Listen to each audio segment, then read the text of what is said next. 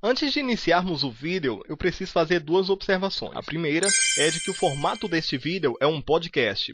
Ou seja, apenas com áudio, tá? Para apenas você ouvir e refletir a respeito dos assuntos. A gente não vai ter imagem, pode ver o que você quiser durante esse tempo, desde que consiga ainda se concentrar no vídeo. E a segunda observação que eu preciso fazer é de que isso não é uma análise musical, isso não é a música, isso não é eu cantando, isso não é a interpretação do texto da música. É uma análise semiótica, que é a ciência que analisa os símbolos, né, a partir de uma visão bem rápida. E se você não está procurando esse tipo de análise mais intelectual e etc., então talvez você deva partir para outros vídeos que existem no canal, outros vídeos de outros canais, etc.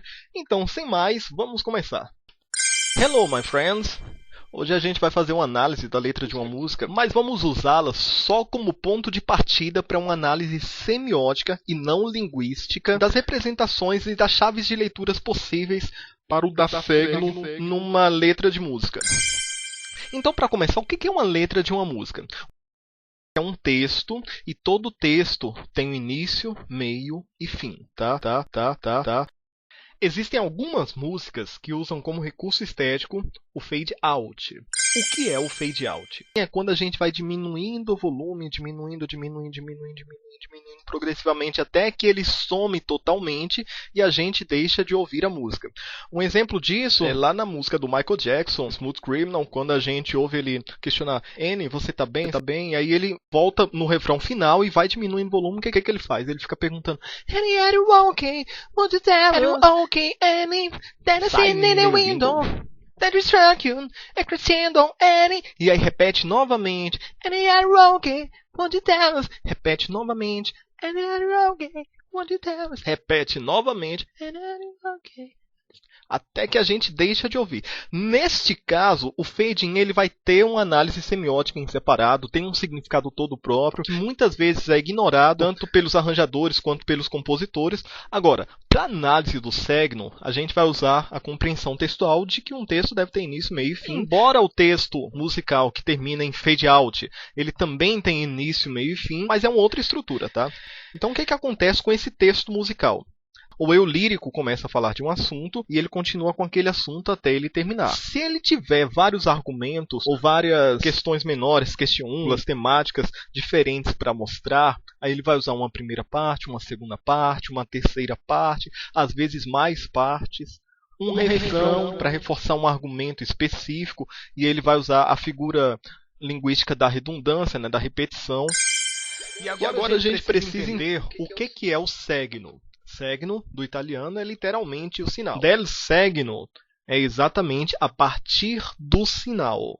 Uma partitura, que é uma forma de escrever música, acho que a maioria hoje em dia já conhece, né, o que é uma partitura.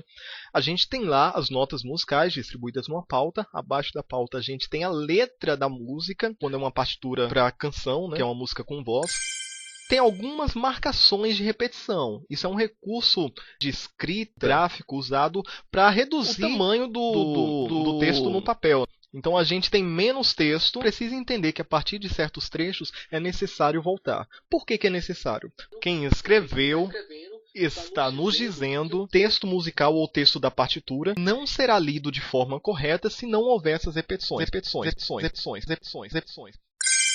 E essas repetições elas são necessárias e quase repetições que obrigatórias. A gente saltar essas repetições seria como saltar parágrafos de um texto.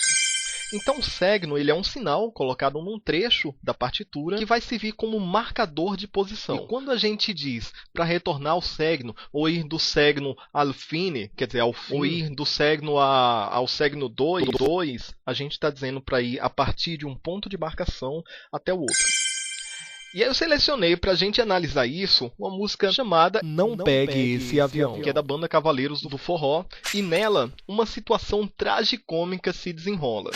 O que acontece é que uma mulher acaba vendo seu amado com outra mulher, outra moça, e tem um entendimento de que está havendo uma traição ali e resolve deixá-lo. O sujeito ele sabe disso quando ela já está pegando o avião. Ele tenta falar com ela, mas ele não consegue. E aí, o que o sujeito homem diz nessa história, nesse dueto, é: espere e não vá.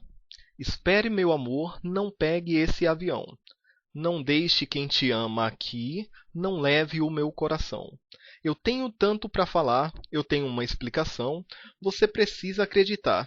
Você está fazendo confusão.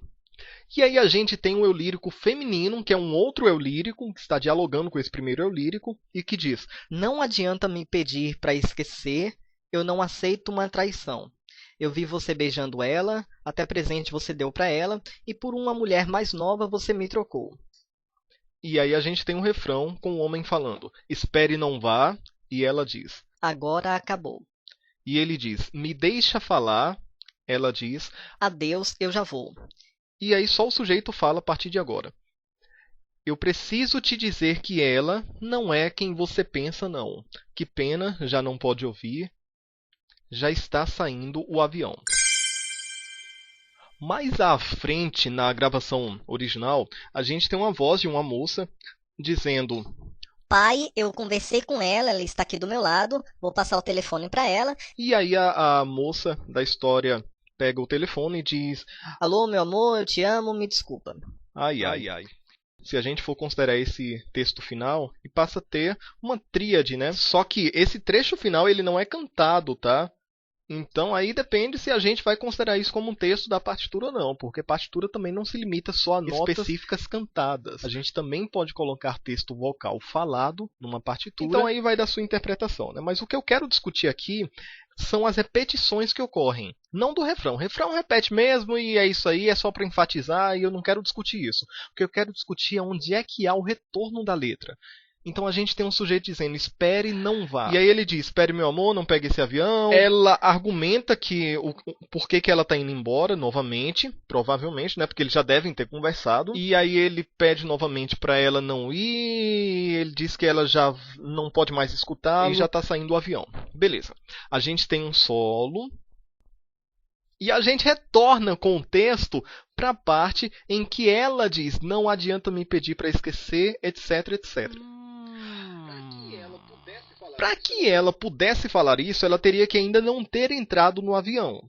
Ou seja, ela ainda não entrou no avião. A gente está tendo uma recapitulação do tempo. A gente poderia entender isso como uma forma de redundância. Aí a figura de linguagem redundância, tá? Que serve como reforço. Então a gente está voltando no tempo e vendo novamente a cena para que possa entender novamente as emoções, o quanto foi forte a emoção para os sujeitos que estão ali inseridos no texto. Agora, lembram que eu falei que eu ia apresentar algumas chaves de leitura? Uma chave de leitura é isso, que se trata de uma redundância, tá? Para mim, isso é uma chave de leitura pobre, porque isso ignora que uma música é um texto completo, que tem início, meio e fim, e nessa música a gente não tem fade out, então tem início, meio e fim mesmo, não é redundância apenas. Se a gente for pegar o texto num sentido cronológico, quer dizer, de eventos que ocorrem depois o outro, depois o outro, depois o outro, aí a gente tem um problema sério. Porque num sentido cronológico, aí a gente tem menos espaço para redundâncias.